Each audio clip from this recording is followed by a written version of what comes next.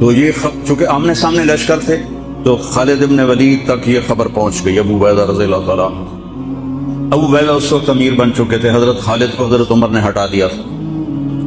تو حضرت خالد نے ابو عبیدہ سے کہا مجھے 30 آدمی دے دو، میں ان 60,000 کا مقابلہ کروں۔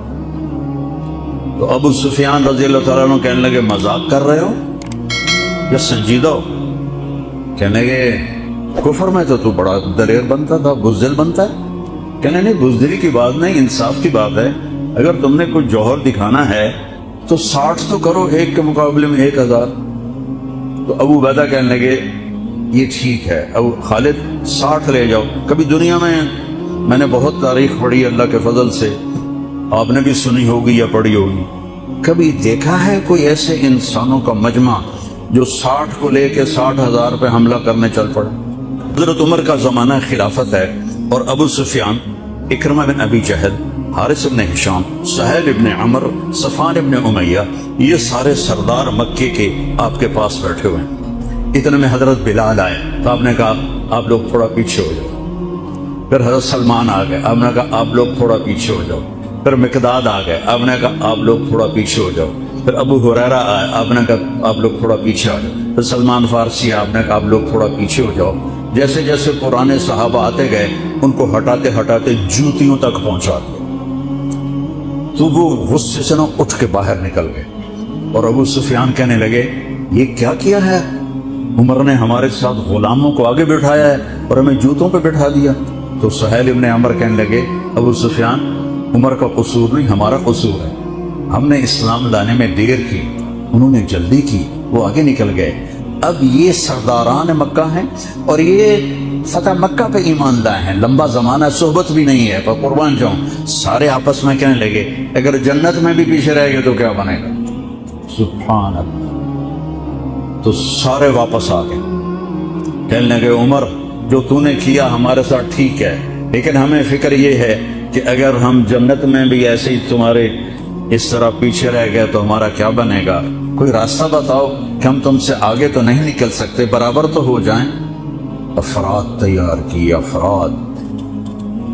آپ نے فرمایا کہ تم اللہ کے راستے میں نکل جاؤ، جس میں وہ نکلے تھے تم بھی نکل جاؤ، اپنی جانوں کے نذرانے دو تو انشاءاللہ ہمارے ساتھ ہو جاؤ گے۔ انہوں نے کہا ٹھیک ہے۔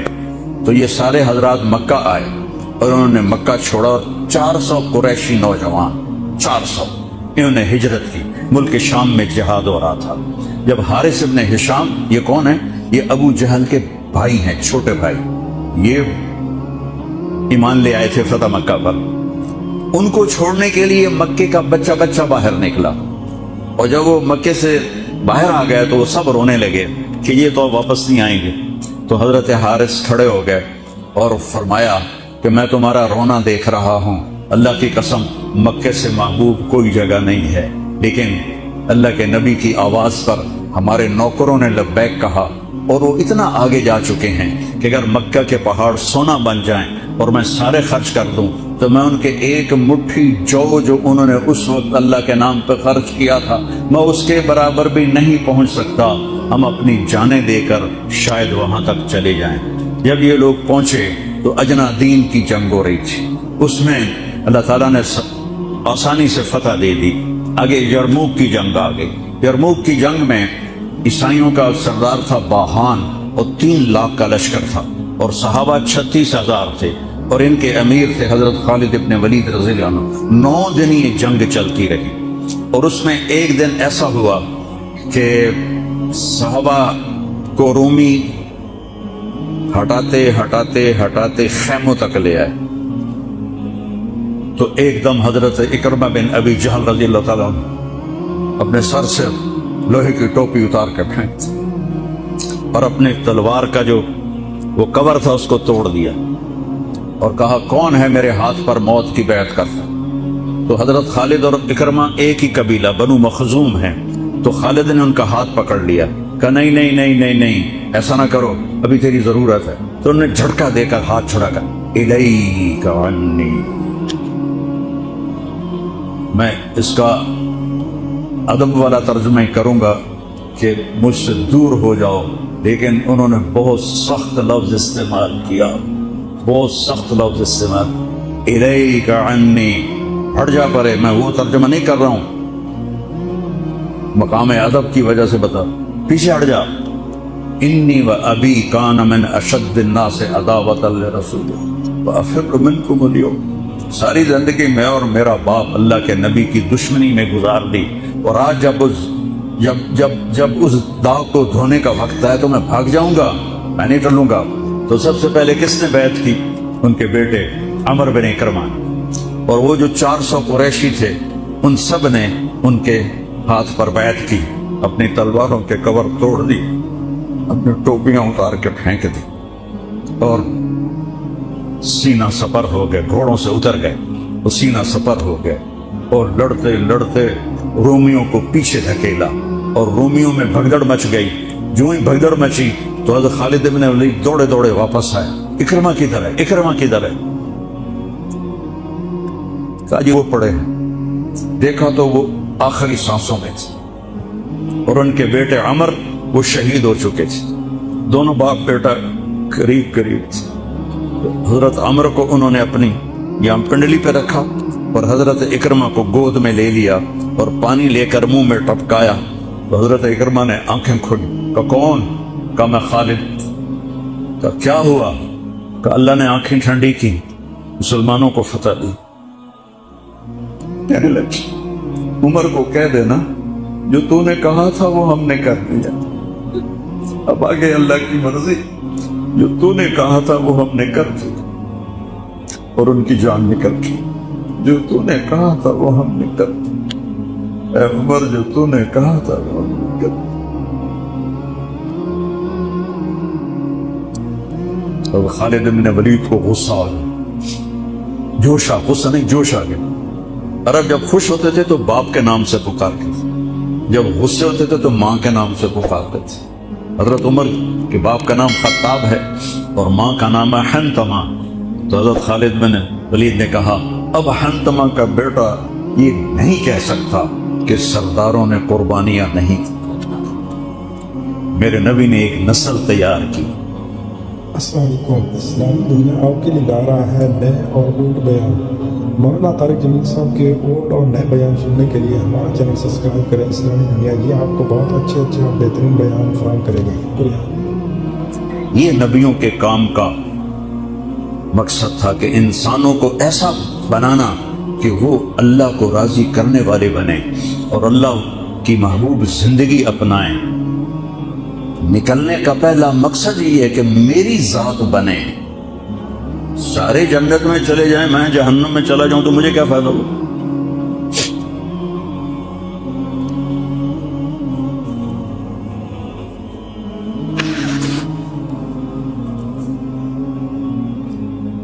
जंग जारी थी तो अगले दिन बहान ने जबला बिन अहम गस्सानी को बुलाया। अरब में दो कबीले बदनसीब निकले जो ईमान न ला सके, एक बनु गस्सान, एक बनु तगलिब। ये दोनों ईसाई रहे, ईमान नहीं लाए।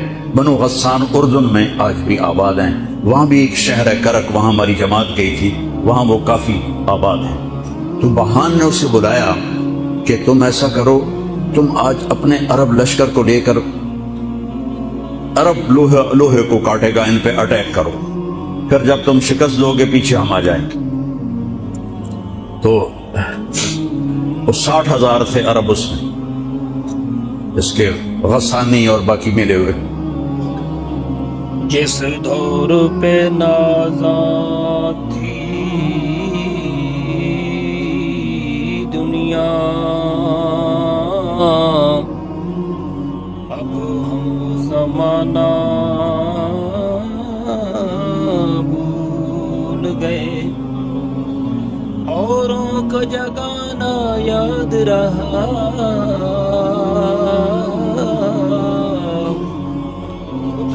होश में आना भूल गए। तो अबू बदा कहने लगे खालिद तू ही चुनाव कर ले, फिर किसको ले जाएगा? तो उन्होंने कहा अबू बैदा,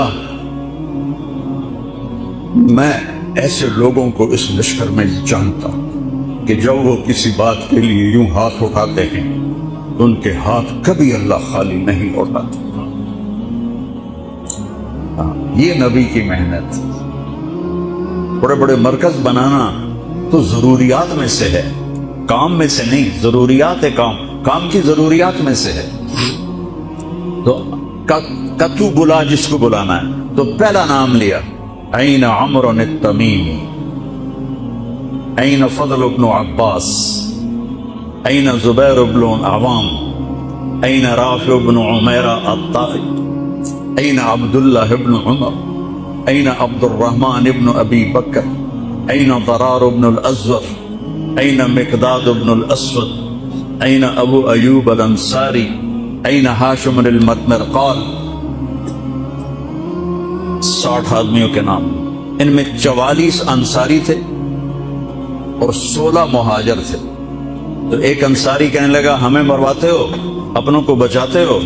تو خالد کہنے لگے اللہ کی قسم ہرگز نہیں. میں نے یہ دیکھا نبی کریم کے ساتھ کہ مشکل وقت میں انصار کو آگے کرتے تھے، تو آج اس مشکل گھڑی میں میں نے انہیں آگے کیا ہے. سب کو اکٹھا کیا اور فرمایا جاؤ آج رات تیاری کرو. کیا تیاری تھی؟ ساری رات یہ نفلوں میں اور رونے میں، نفلوں میں اور رونے میں. جب صبح ہوئی تو سب سے پہلے خالد بن ولید زرہ پہن کر باہر نکلے. تو انہوں نے دیکھا حضرت زبیر بن عوام کو، ان کی بیوی حضرت اسماء ابو بکر کی بیٹی، انہوں نے اب گھوڑے کی لگام اپنے خامن کی پکڑی ہوئی. کیا عورتیں تھیں اور کیا مرد. گھوڑے کی لگام پکڑے ہوئے لائیں اور زبیر کو لا کر حضرت خالد کے برابر کھڑا کر دیا. زرار ابن ازور جو تھے وہ جب لڑتے تھے تو ننگے بدن لڑتے تھے، صرف تہمد ہوتا تھا اور کرتا بھی نہیں، بنیان بھی نہیں اور زرہ بھی نہیں. کہتے میں تو شہادت کے لیے نکلتا ہوں، میں کیوں زرہ پہنوں، مجھے تو شہادت چاہیے. اور نیزے سے لڑتے تھے، تلوار سے نہیں. تو وہ اسی طرح آ گئے، نیزہ لیے اور ننگے بدن. آپ نے کہا واپس جاؤ، زرہ پہنو، تلوار لے کر آؤ. آج نیزہ کام نہیں آئے گا، آج تلوار کام آئے گی. اور یہ 60 آدمی، زمین آسمان نے آج تک ایسا منظر نہ دیکھا نہ دیکھے گی.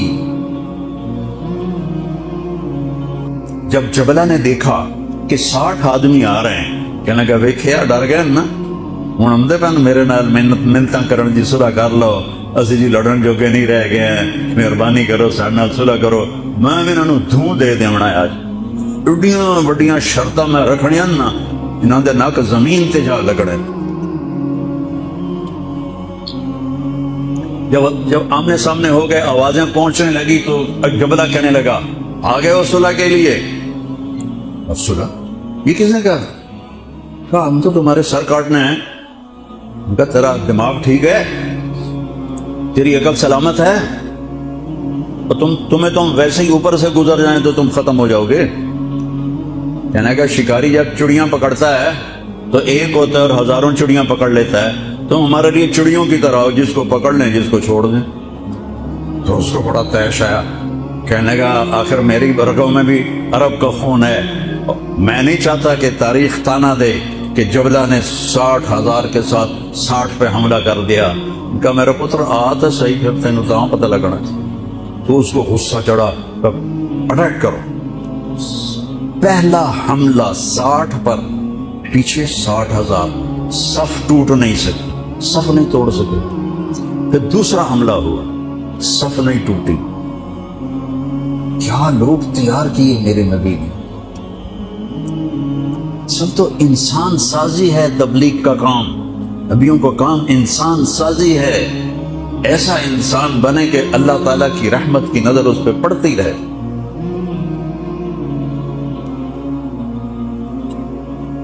تیسرا حملہ کیا تو صف ٹوٹ گئی.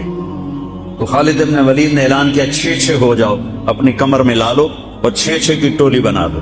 10 6 کے 60، 10 ٹولیاں بن گئیں. خالد بن ولید کے ساتھ تھے خالد بن ولید، فضل بن عباس، زبیر بن عوام، عبد الرحمن بن ابی بکر، زرار بن الازور اور رافع بن عمیرہ الطائی. یہ 6 آدمی حضرت خالد کے ٹولے میں تھے اور پورا زور لگا رہے تھے عیسائی عرب خالد کو قتل کرنے کے لیے کہ اے مارے گا تو پیچھے کام بن جاوے گا. تو حضرت عبداللہ بن عمر فرماتے ہیں صدقے جاؤں میں ان 6 آدمیوں کے اور خاص طور پر فضل ابن عباس اور زبیر ابن عوام پر کہ 20 دفعہ حملہ کیا عرب عیسائیوں نے خالد کو قتل کرنے کے لیے، اور صرف فضل بن عباس اور زبیر بن عوام نے ان ہزاروں کا منہ پھیر دیا۔ اور فضل ابن عباس کہتے یا معاشر الکلاب، اے کتوں کی جماعت، اصحاب رسول سے ہٹ جاؤ، اصحاب رسول سے ہٹ جاؤ۔ اور شرحبیل ابن حسنہ وہ زور زور سے قرآن کتنے پڑھے جاندہ ہے، کتنے پڑھے جا رہے ہیں، ختمات قرآن پڑھو، میت قرآن پڑھو، وہ زور زور سے تلاوت کر رہے تھے۔ ان اللہ اشترى من المؤمنین انفسهم واموالهم بان لهم الجنہ یقاتلون فی سبیل اللہ فیقتلون ویقتلون وعدا علیہ حقا فی التوراة والانجیل والقرآن فمن اوفى بعہدہ من اللہ فاستبشروا ببیعکم الذی بایعتم بہ فذلک هو الفوز العظیم۔ قرآن پڑھنے دی بھی چاہتا ہے تو سنن دی بھی چاہتا ہے۔ اثر قریب ہوئی تو ابو عبیدہ کہنے لگے خالد نے ہلاک کر دیا، خالد نے صحابہ کو ہلاک کر دیا، میں عمر کو کیا جواب دوں گا؟ تو نکلو سب۔ ابو سفیان کہنے لگے ابو عبیدہ اب نہیں نکلنا، ان کی موت بھی کامیابی ہے، اب یہ بزدلی ہے، صبر کرو، انتظار کرو۔ اثر ڈھلی تو ایک خوفناک چیخ کی آواز آئی اور عرب عیسائیوں کے قدم اکھڑ گئے اور وہ بھاگ نکلے، اور سورج ڈوب چکا تھا، وہ بھاگ نکلے تو آپ نے اعلان کیا کہ کوئی بھاگتے والوں کے پیچھے نہ جائے۔ تو جب وہ کھڑے ہوئے تو دیکھا 20 آدم، تو خالد بن ولید اپنے سے ماتھا پیٹنے لگے، ہائے ہائے میں نے اصحاب رسول کو ہلاک کر دیا، اب میں عمر کو کیا جواب دوں گا؟ تو حضرت رافع نے کہا ایسا کرو کہ دیکھو یہ جو میتیں ہیں ان میں ہمارے آدمی کتنے مرے ہیں؟ تو وہ لائے، وہ مشعلیں لے کر آئے اور سارے مرے ہوئوں کا جائزہ لیا تو ٹوٹل 10 صحابہ شہید ہوئے تھے اور ان کے 5000 مرے پڑے تھے۔ تو وہ کہنے لگے وی تدا 3، باقی 3 کتنے گئے؟ تو حضرت مقداد کہنے لگے لگتا ہے وہ ان کے تعاقب میں پیچھے چلے گئے۔ تو ابو عبیدہ کہنے لگے کون جائے گا ان کے لیے؟ خالد کہنے لگے میں جاؤں گا۔ کہنے لگے تو بہت تھک گیا، آرام کر لے۔ کہنے لگے آرام تو کٹھا جنت میں ہی ہوگا، میں جاؤں گا۔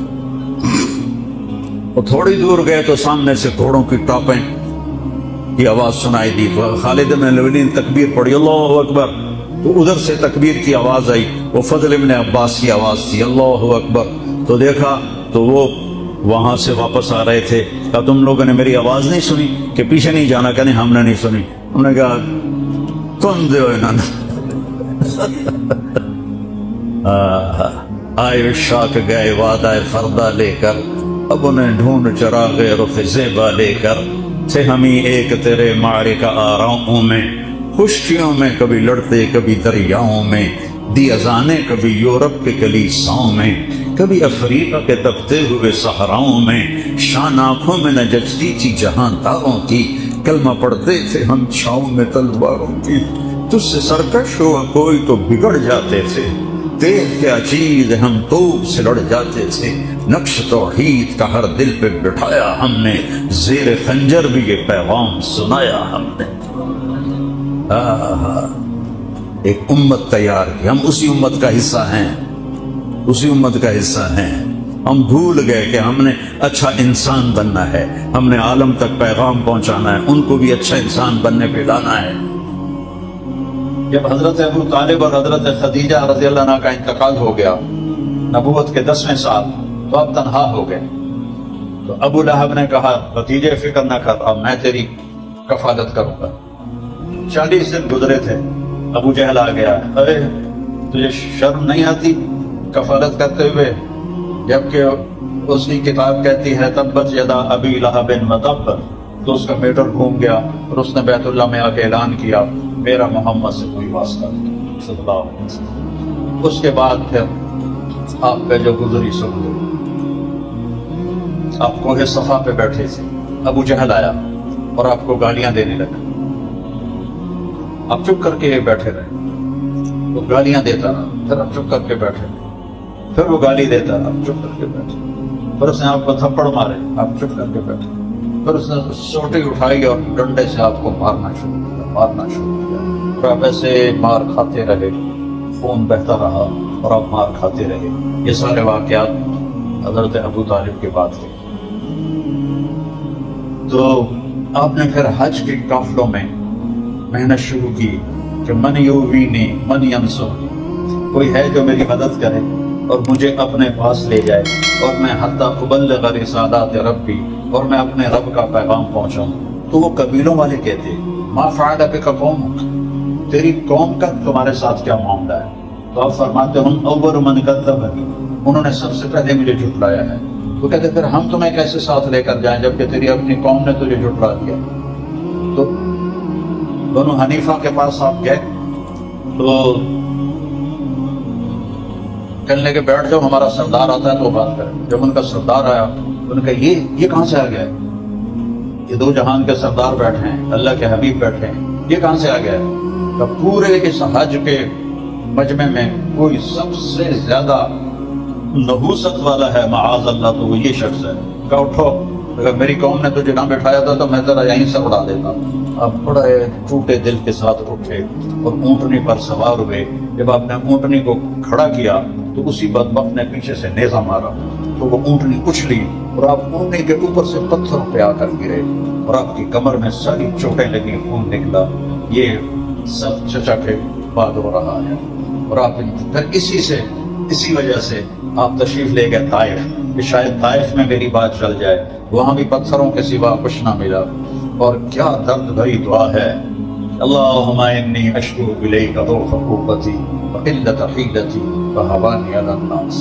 یا اللہ آج میں تیرے سامنے گرا کرتا ہوں، تم میرے ساتھ کیا کرتی، تم مجھے کن کے حوالے کرتی۔ کئی سال پہلے میں طائف گیا تھا، وہ جگہ دیکھی جا کر جہاں آپ کو پتھر پڑے تھے اور جہاں آپ کو زید بن حارثہ نے لٹایا تھا، آپ بے ہوش ہو گئے تھے اور آپ اتنی بری حالت تھی کہ عتبہ بن ربیعہ جس کا باپ تھا وہاں، اس نے جب آپ کو دیکھا تو اس کے بھی آنسو نکل آئے، دل تسیج گیا اور اس نے جلدی سے انگور توڑے، پلیٹ میں رکھے اور پھر جاتے ہوئے شرمایا اور اپنے غلام عطاس کو کہا کہ یہ لے جا، وہ جو آدمی لیٹر پڑا ہے اسے کہنا تجھے رشتہ داری کی قسم میرے انگور رد نہ کرنا، کھا لینا۔